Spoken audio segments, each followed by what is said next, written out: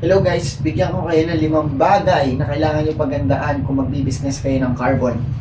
Number 1, kailangan nyo ng mga ganito. Siyempre, tawag dito carbon cloth. May mga magkakaibang klase naman ng carbon. May sticker, may hydro dip, at yung real carbon.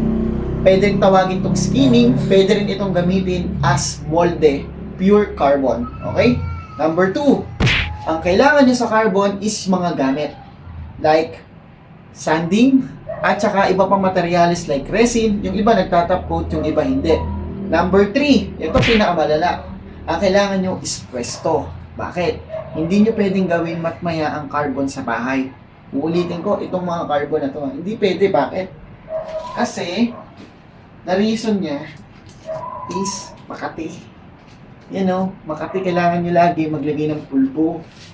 Kasi kung di kayo magpupulbo, tsaka disadvantage pati niyan, pag gagawa kayo ng carbon, kailangan ng mahabang oras. Hindi kayo pwedeng gumawa ng mga gabi. Kailangan kasi gagawin nyo umaga habang mainit para mas madaling magpatuyo ng resin.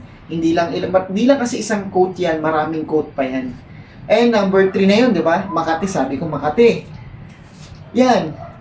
Number 4, Makati ulit. Joke lang. Number 3 lang yan, Makati. And number 4, ang kailangan nyo is market. Kasi sa sobrang daming nagagawa ng carbon, marami na kayong kakompetensya. Although, kanya-kanya namang reference yan at gusto ng carbon, sabi ko nga may top coat at saka merong pure na resin carbon. Nasa sa inyo na lang yan.